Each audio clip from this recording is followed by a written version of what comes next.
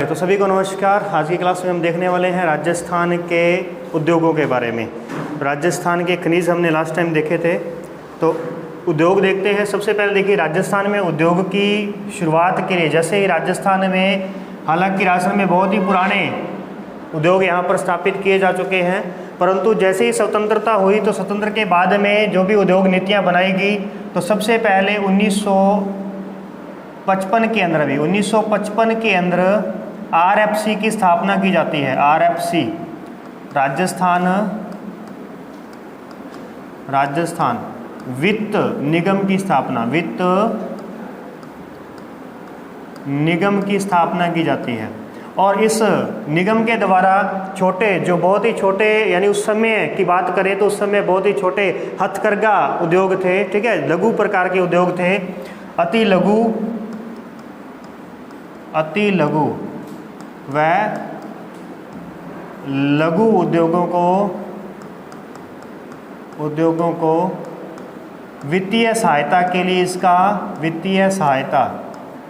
वित्तीय सहायता के लिए इसका गठन किया जाता है। यानी इसका उद्देश्य क्या है? लघु और अति लघु जो भी यानी कि उद्योग है उनको सहायता देना, उनको प्रोत्साहन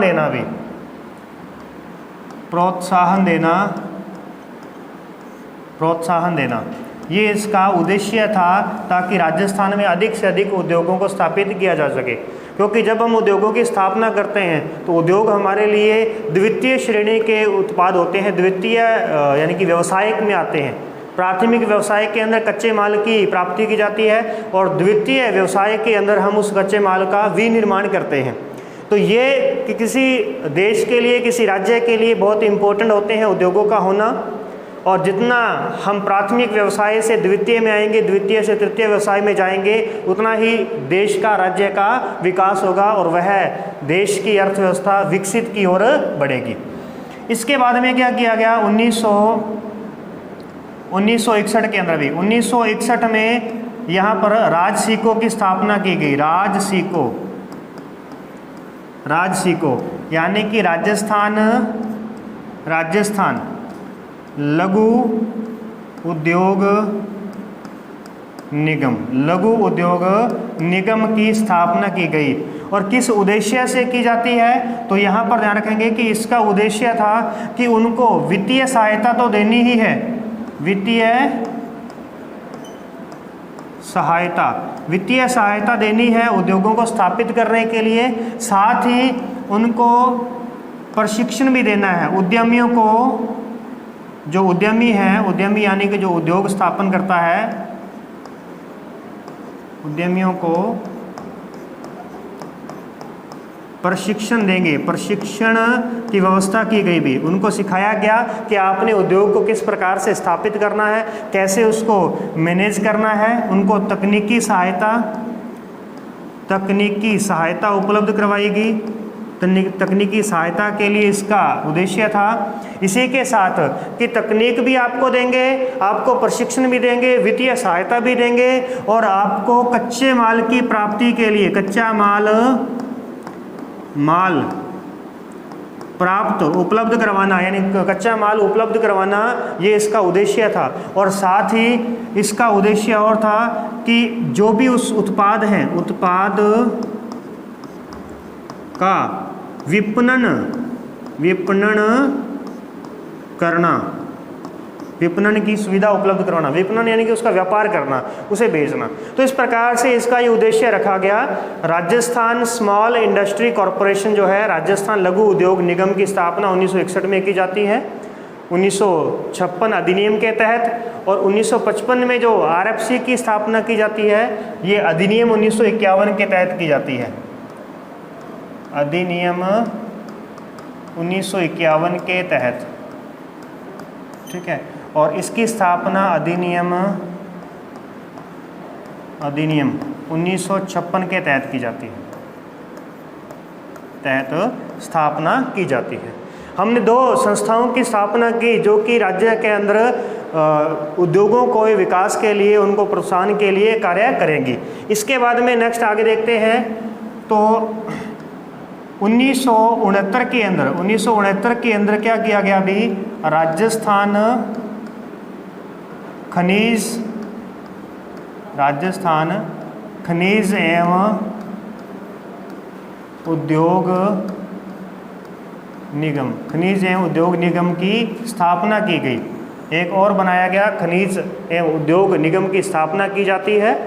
परंतु आगे चल कर के 1989 में खनिज उद्योग को अलग कर दिया जाता है, राजस्थान खनिज निगम अलग से कर दिया जाता है। खनिज निगम को अलग कर दिया जाता है और जनवरी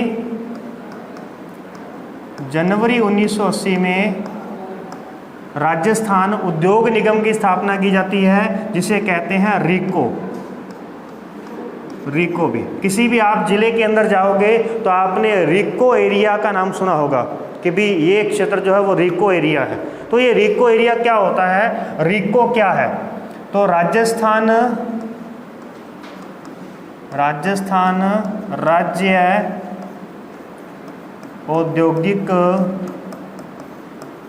औद्योगिक विकास एवं विनियोग निगम लिमिटेड, ठीक है। यानी कि राजस्थान स्टेट कौन सा आ गया हमारे पास में, industrial development and investment corporation की स्थापना की जाती है, जिसे हम रीको कहते हैं। भी इसका संक्षिप्त रूप जो है वो कौन सा है, रीको है। RIICO, Rajasthan industrial development and investment corporation, ठीक है। ये हमारे पास में क्या बन गया, रीको। तो रीको की स्थापना कब की जाती है, तो जनवरी 1980 में रीको की स्थापना की जाती है। अब इस रीको की द्वारा क्या किया जाएगा, क्योंकि अब धीरे धीरे उद्योगों की स्थापना हो चुकी थी, लगभग 1980 के आसपास उद्योग काफ़ी विकसित हो चुके थे, परंतु अब समय था उन उद्योगों पर कंट्रोल रखने का, क्योंकि अब समय आ गया था। धीरे धीरे जैसे जैसे जनसंख्या बढ़ रही थी, डिमांड बढ़ रही थी वस्तुओं की, और वस्तुओं की जब डिमांड बढ़ती है तो लालच आता है और उसमें मिलावटें शुरू हो जाती है। लालच आता है और मिलावट शुरू हो जाती है। इसी कारण से एक तो इसका कार्य क्या रहेगा, वित्तीय सहायता देना,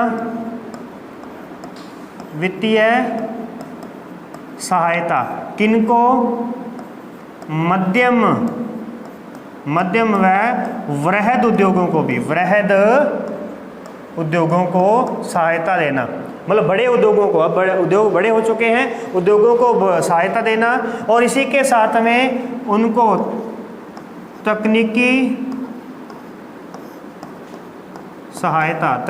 सहायता दी जाएगी, और साथ ही उनको प्रबंधन भी रखा जाएगा उनके ऊपर, प्रबंधन, तकनीक एवं प्रबंधन, यानी कि प्रबंधन का अपने यहाँ पे कंट्रोल रखेंगे, जिसमें कहते हैं कंट्रोल करना यानी नियंत्रण, ठीक है। प्रबंधन एवं नियंत्रण क्या कार्य किया जाता था। इसी के अलावा प्रत्येक जिले के अंदर क्या होता है, एक रीको एरिया स्थापित किया जाता है भी, ठीक है। रीको क्षेत्र की स्थापना की जाती है, रीको क्षेत्र की स्थापना की जाती है।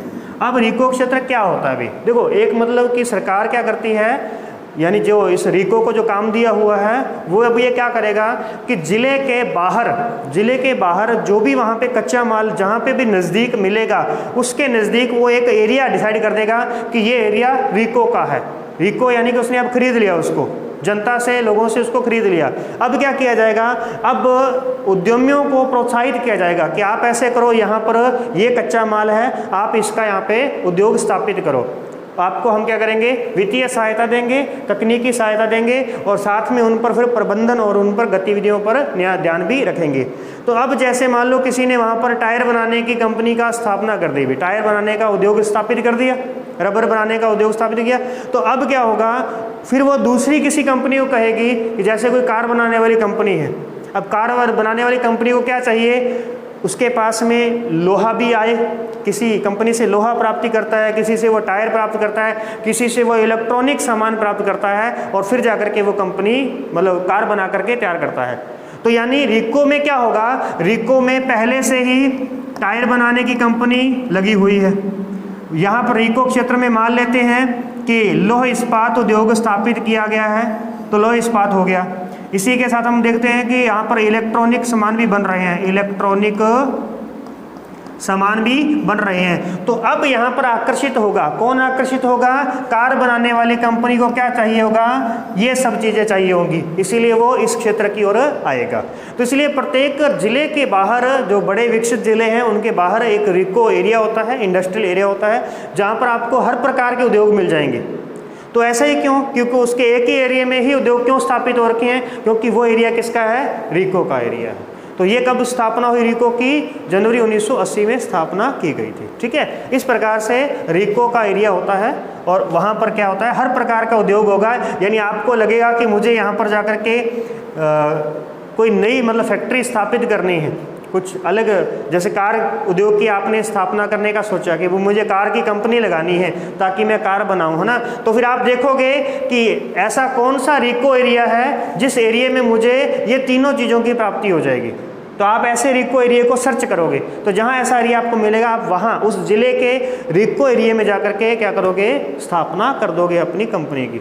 इस प्रकार से होता है। चलिए, इसके बाद हम बात करते हैं कि राजस्थान में उद्योग नीतियों के बारे में। उद्योग नीतियाँ, औद्योगिक नीतियों की स्थापना देखिए जरा। तो सबसे पहले प्रथम जो औद्योगिक नीति थी, प्रथम औद्योगिक नीति, प्रथम औद्योगिक नीति की स्थापना 1978 में की जाती है। द्वितीय औद्योगिक नीति की स्थापना 1991 में। तृतीय औद्योगिक नीति की जो स्थापना है 1994 में। और चतुर्थ जो है औद्योगिक नीति की स्थापना 1998 में की जाती है। इसके बाद में कोई नवीनतम औद्योगिक नीति स्थापित नहीं की गई, परंतु वर्तमान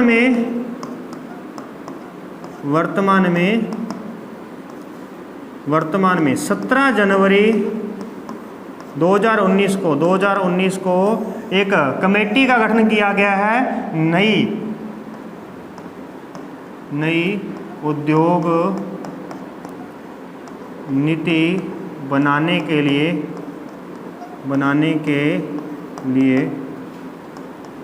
एक समिति या कमेटी कह सकते हैं। ठीक है, इसको यहाँ कमेटी शब्द कहा जाता है। कमेटी का गठन किया गया। ठीक है, तो ध्यान रखेंगे वर्तमान में ये गठन किया गया है। अब ये कमेटी क्या कहती है, किस प्रकार की नीति लेकर के आती है, फिर हमें जाकर के आगे नीति मिलेगी। अब ये कंफर्म नहीं है कि नीति इन्होंने बना दी है या नहीं बनाई है, सर्च करके देख लेना, अगर कुछ मिल जाए तो। फिलहाल मुझे यहाँ पे आंकड़ा प्राप्त नहीं हुआ है। तो चलिए, तो अब तक हमने देखा कि एक तो हमने RFC की स्थापना की, RFC, उसका विस्तृत नाम क्या है? राजस्थान फाइनेंशियल कॉरपोरेशन, यानी कि राजस्थान वित्त निगम, जो कि 1955 में किया। दूसरा हमने किया था राजसीको, राजस्थान स्मॉल इंडस्ट्री कॉरपोरेशन हो गया। तीसरा हमारे पास में आता है रीको। तो रीको की जो स्थापना की जाती है 1980 में कहलाएगा रीको की स्थापना। तो यहाँ पर हम कहेंगे कि राजस्थान राज्य औद्योगिक विकास एवं विनियोग निगम, तो इसकी स्थापना रीको के नाम से की जाती है। फिर उसके बाद में हमारे पास में 4 औद्योगिक नीतियाँ आती हैं। तो अब हम देखते हैं उद्योगों के बारे में। मुख्य उद्योग कौन कौन से हैं राजस्थान के? तो राजस्थान में चलते हैं, सबसे पहले हम सूती वस्त्र उद्योग को भी, सूती वस्त्र उद्योग से शुरुआत करते हैं। सूती वस्त्र उद्योग, सूती वस्त्र उद्योग। तो सूती वस्त्र उद्योग में देखिए जरा, सूती वस्त्र उद्योग जो है ये राजस्थान का सुसंगठित और सबसे प्राचीन उद्योग है। राजस्थान का सबसे प्राचीन जो उद्योग रहेगा राजस्थान के उद्योगों में, तो वो कौन सा रहेगा? सूती वस्त्र उद्योग रहेगा। सबसे प्राचीन एवं सुसंगठित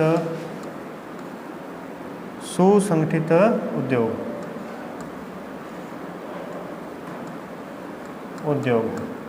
अब सूती वस्त्र के लिए को जो विश्व में प्रसिद्ध है, पहले हम उसकी बात कर लेते हैं कि सूती वस्त्र के लिए विश्व प्रसिद्ध कौन है। अभी विश्व प्रसिद्ध, उसकी संज्ञा भी देते हैं हम सब जगह पर। विश्व प्रसिद्ध सूती वस्त्र क्षेत्र कौन सा है अभी? मैनचेस्टर। नाम सुना है मैनचेस्टर का? मैनचेस्टर कहाँ पर है ये मैनचेस्टर? ब्रिटेन में है, इंग्लैंड में है। इंग्लैंड, ठीक है। इंग्लैंड एक देश है। जब हम ब्रिटेन कहते हैं तो तब ये 3 देश बन जाते हैं, इंग्लैंड, स्कॉटलैंड और वेल्स। ये 3 देश बन जाते हैं ब्रिटेन के अंदर। और जब हम कह देते हैं यूनाइटेड किंगडम, तो इसी 3 देशों के साथ में एक देश और जुड़ जाता है जिसका नाम है उत्तरी आयरलैंड। तो चारों को जोड़ करके हम यूनाइटेड किंगडम कहते हैं, ठीक है। मैनचेस्टर। अब इसी प्रकार से चीन का मैनचेस्टर किसे कहते हैं? चीन का मैनचेस्टर, चीन का मैनचेस्टर जो है ये शंघाई है भी। शंघाई को चीन का मैनचेस्टर कहा जाता है। शंघाई चीन का मैनचेस्टर कहलाता है। जापान का मैनचेस्टर किसे कहते हैं? जापान का, तो जापान का मैनचेस्टर है हमारे पास में ओसाका भी, ओसाका, ठीक है। भारत में आते हैं तो भारत का मैनचेस्टर, भारत का मैनचेस्टर भी किसे कहते हैं? ऐसे ही है, अहमदाबाद, अहमदाबाद। फिर उसके बाद देखेंगे आप उत्तर भारत का मैनचेस्टर, उत्तर भारत का मैनचेस्टर कानपुर। कहाँ पे है कानपुर? यूपी में, यूपी में है। दक्षिण भारत का मैनचेस्टर, दक्षिण भारत का मैनचेस्टर कोयम्बटूर, कोयम्बटूर। कहाँ पे भी? तमिलनाडु, तमिलनाडु। राजस्थान का मैनचेस्टर, राजस्थान का कौन सा भी? भीलवाड़ा, भीलवाड़ा। और आधुनिक राजस्थान का नवीनतम मैनचेस्टर, नवीन मैनचेस्टर, राजस्थान का नवीन मैनचेस्टर जो है वो है भिवाड़ी, भिवाड़ी। कहाँ पर है भिवाड़ी? अलवर में भी।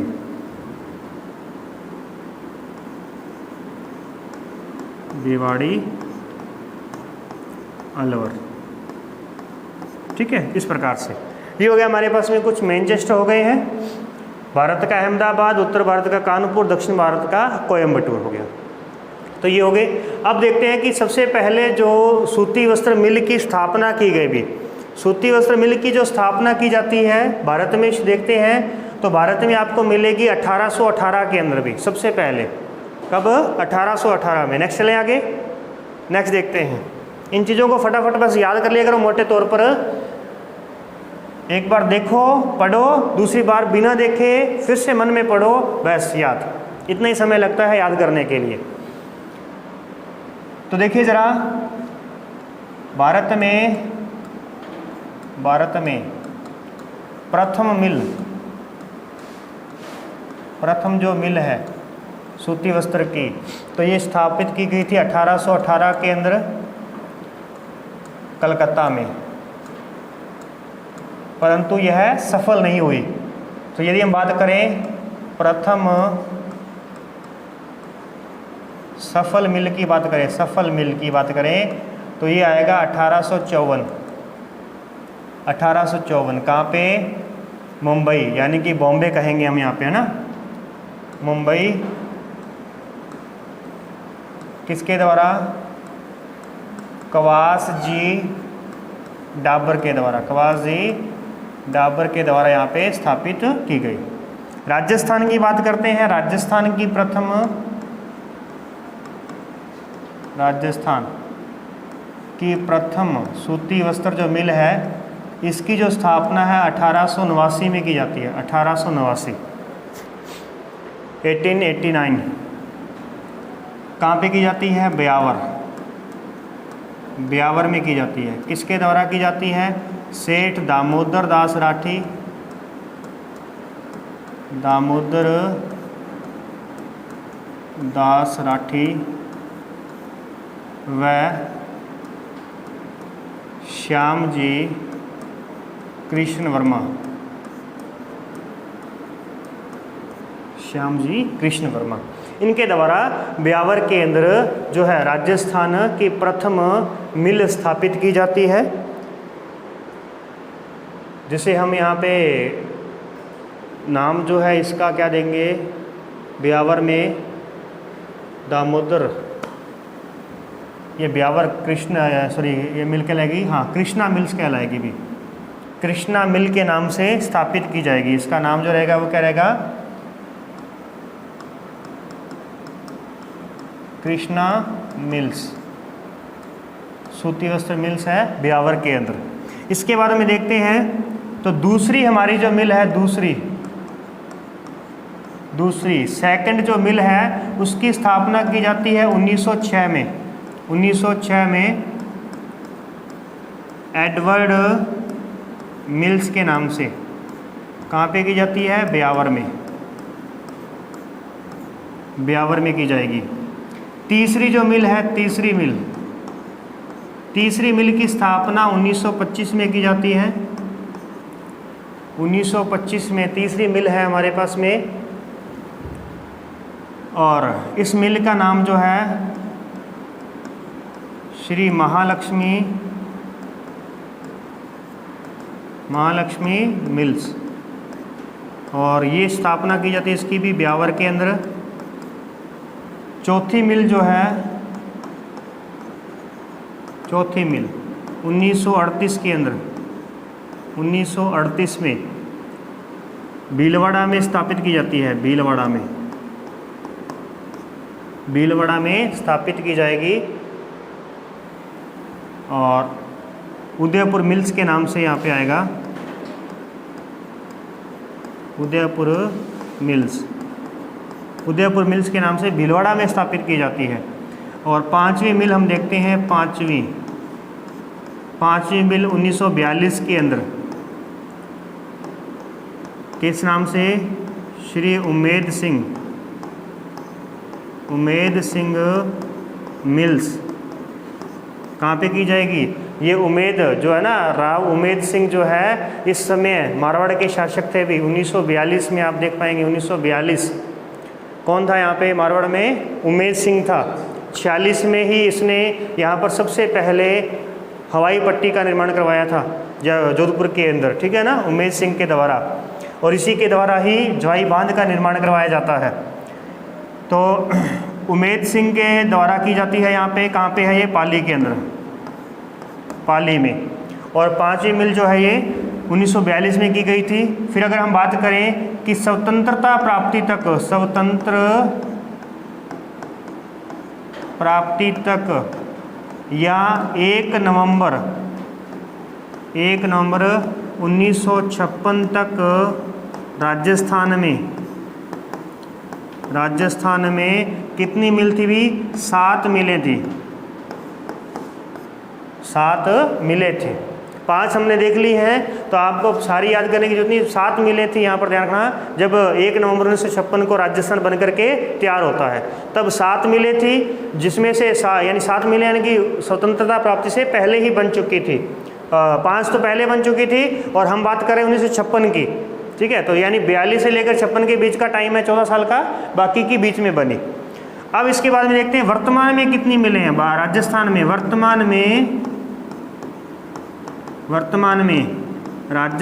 में। राजस्थान में कितनी मिलें हैं अभी?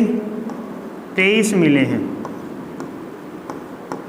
23 मिलें राजस्थान में, कुल 23 मिलें हैं, जिसमें से अगर बात करें तो 3 हमें मिलेंगी सार्वजनिक क्षेत्र में, 3 हमारे पास में है सहकारी क्षेत्र में, और 17 है निजी क्षेत्र की मिलें।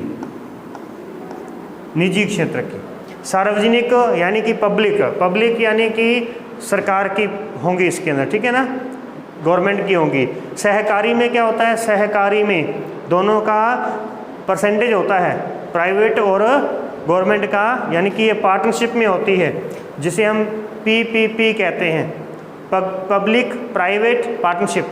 ट्रिपल पी का चल रहा है ना वर्तमान में, आपने मॉडल देखा होगा, PP मॉडल किसे कहते हैं, रखना, PPP मॉडल किसे कहते हैं, पब्लिक प्राइवेट, पब्लिक यानी कि सार्वजनिक, प्राइवेट यानी कि निजी, पब्लिक प्राइवेट पार्टनरशिप यानी कि सहकारी, ठीक है। इन दोनों की पार्टनरशिप में आ गई तो वो कौन सी कहलाएगी, सहकारी मिल्स कहलाएगी।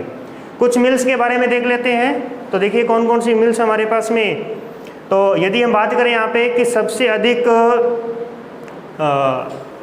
हथकरघों के अनुसार कि सबसे ज़्यादा वहाँ पे हथकरघे कहने का मतलब वहाँ सबसे अधिक हाथों के द्वारा, जो सबसे अधिक हाथों के द्वारा काम किया जाता है, हाथ का मतलब हो गया मजदूर, यानी सबसे अधिक मजदूर कहाँ पे है, तो मजदूरों के आधार पर आपको मिलेगी सबसे बड़ी मिल जो है, मैं यहाँ पे लिख रहा हूँ हथकरघों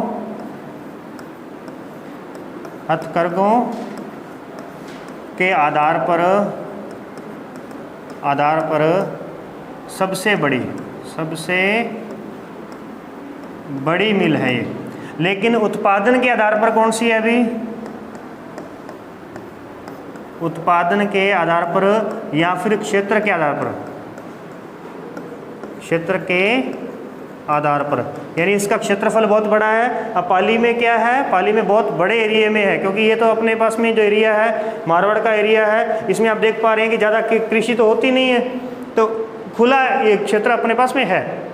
परंतु ब्यावर यहाँ पे बहुत अधिक जनसंख्या वाला क्षेत्र है, इसीलिए क्षेत्रफल में तो नहीं आएगा इसका नाम, परंतु इसमें हथकरघों के अकॉर्डिंग इसका नाम पहला आएगा। क्यों हथकरघों, मतलब कि वहाँ सबसे आज तक वहाँ पर जितने हाथों ने काम किया है ना, क्योंकि ये सबसे पुरानी है। ये कब की है हमारे पास में, ब्यावर, अरे सॉरी इसके नहीं, किसकी बात करनी थी अपने को, ये कृष्णा मिल्स के बारे में बात करनी थी। ये थोड़ा सा लिख लेना कि हमें कृष्णा मिल्स की बात कर रहे थे यहाँ पे। तो कृष्णा मिल जो है ये सबसे हथकरघों की दृष्टि से सबसे बड़ी मिल कहलाएगी, जबकि उमेद मिल जो है यह क्षेत्र और उत्पादन की दृष्टि से सबसे बड़ी मिल कहलाएगी, ठीक है। आगे चलिए देख लेते हैं कुछ क्या रह गया हमारे पास में। तो जो हमारे पास में सार्वजनिक क्षेत्र की मिल है, सार्वजनिक क्षेत्र की जो मिल है वो कौन कौन सी है, एक तो है एडवर्ड मिल्स, एक है हमारे पास में महालक्ष्मी मिल्स, दोनों ही ब्यावर में है, और एक है हमारे पास में विजय कॉटन मिल, कहाँ पे है, भीलवाड़ा में, ठीक है। ये देखिए इस प्रकार से हो गया। और सर्वाधिक सूती वस्त्र का उत्पादन कहाँ पे होता है, राजस्थान में सर्वाधिक सूती वस्त्र उत्पादन कहाँ, भीलवाड़ा में, इसीलिए तो हम उसको राजस्थान का मैनचेस्टर कहते हैं। 3 हमारे पास में कौन सी हैं, सहकारी क्षेत्र की हैं। तो सहकारी क्षेत्र में 3 कौन कौन सी आ जाती हैं, तो देखिए एक तो हमारे पास में है राजस्थान सहकारी मिल,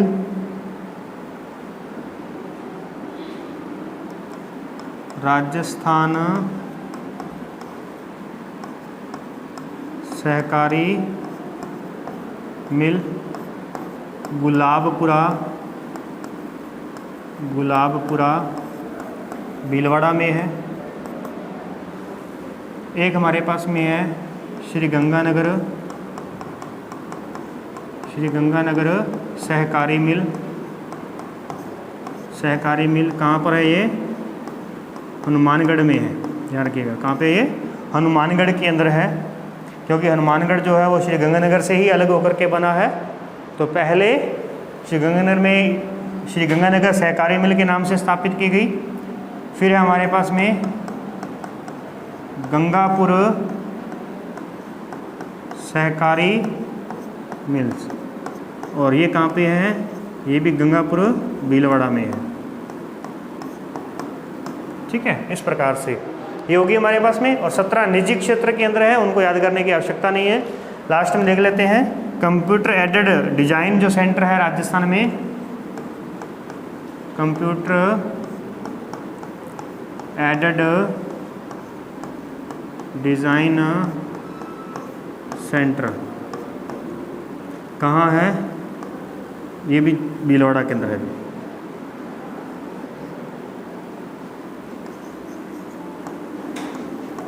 भीलवाड़ा, ठीक है। ये हो गया हमारे पास में सूती वस्त्र उद्योग के बारे में।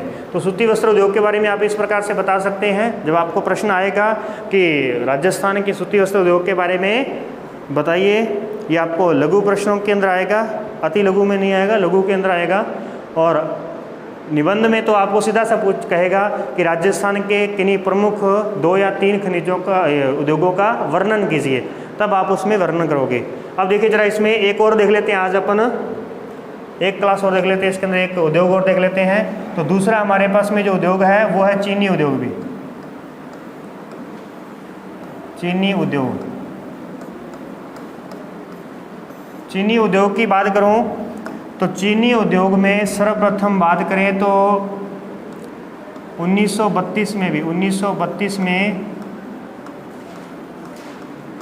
मेवाड़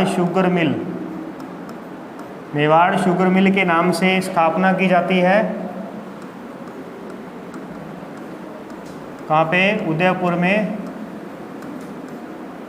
नहीं सॉरी, भोपाल सागर चित्तौड़गढ़ में की जाती है। भोपाल सागर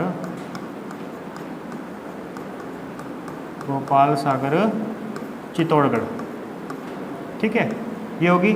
और 1937 के अंदर राजस्थान की दूसरी चीनी मिल की स्थापना की जाती है, गंगानगर शुगर मिल के नाम से, शुगर मिल के नाम से की जाती है। कहाँ पे की जाती है? गंगानगर में की जाती है। 1956 में इस गंगानगर शुगर मिल को सार्वजनिक क्षेत्र में ले लिया गया, सार्वजनिक क्षेत्र, यानी कि इसको सरकार ने ग्रहण कर लिया इसको, परंतु ये निजी क्षेत्र में रही। ये किस क्षेत्र में है? ये निजी क्षेत्र की है, यानी ये पर्सनल थी किसी व्यक्ति की। ये भी पहले गंगानगर के अंदर जो है महाराजा गंगा सिंह के समय, यानी उससे बाद में स्थापित की जाती है, परंतु बाद में जब आज़ाद होता है 1956 के अंदर, जब अपना राजस्थान बनता है, तो इसको सार्वजनिक क्षेत्र में ले लिया जाता है। 1968 में देखेंगे तो 1968 में इसमें गंगानगर शुगर मिल के अंदर चुकंदर से चीनी बनाने की परियोजना शुरू की गई। चीनी बनाने की परियोजना शुरू की गई। ध्यान रहे, चीनी हम किससे बनाते हैं? अभी चीनी बनाने का कार्य किससे होता है? गन्ने से होता है। तो गन्ना जो होता है ना, ये जो मतलब कि जो मिल होगी ना, जो कृषि आधारित मिलें होती हैं, वो सारी की सारी ही फुट लूज उद्योग कहलाता है। वो फुट लूज का मतलब होता है कि ऐसा उद्योग, अगर हम वस्तु को, कच्चे माल को वहाँ तक ले जाएंगे ना, जाते जाते उसका वजन ह्रास हो जाएगा। फुट लूज मतलब वजन ह्रास उद्योग कहलाते हैं। अगर हम गन्ने को लेकर के जाएंगे कि मान लेते जयपुर में हमने मिलें बना दी सारी की सारी, सूती वस्त्र भी वहीं बना दी, शुगर की वहीं बना दी। अब गंगानगर में हो रहा है गन्ना, तो वहाँ से लेकर के आएंगे, तो आते आते में ही उसका जो रस होता है 24 घंटे के अंदर में उसकी पेराई आवश्यक होती है। गन्ने की पेराई 24 घंटे में आवश्यक होती है, 24 घंटे में उसकी पेराई हो जानी चाहिए।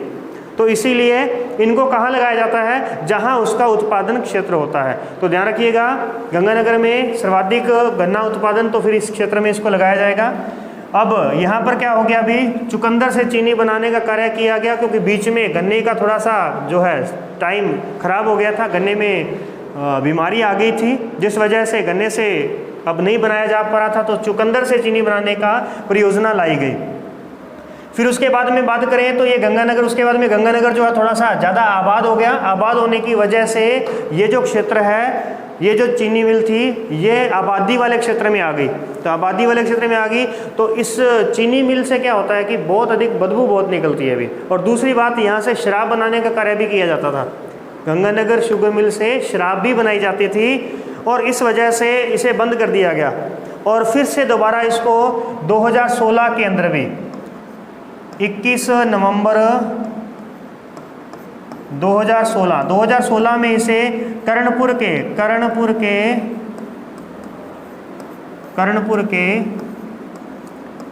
कमीनपुरा में स्थापित किया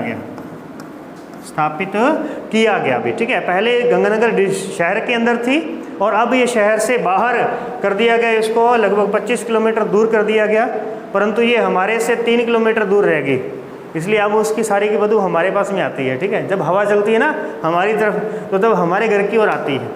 तो कमीनपुरा से अगर देखेंगे, सर्च करेंगे तो आपको 5 किलोमीटर दूर हमारा गांव मिल जाएगा। चलिए वापस आते हैं। तो गंगानगर शुगर मिल को कहाँ स्थापित कर दिया गया? कमीनपुरा के अंदर। अब वापस यहाँ पे देखते हैं तो तीसरी जो मिल है उसके बाद में देखिए 1965 के अंदर एक मिल स्थापित की जाती है। 1965 के अंदर मिल की स्थापना की जाएगी बूंदी में,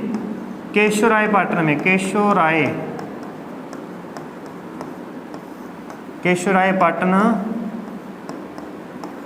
बूंदी में क्या किया जाता है? इसकी स्थापना की जाती है, एक नई मिल की स्थापना की जाती है और एक मिल 1976 में स्थापित की जाती है उदयपुर के अंदर,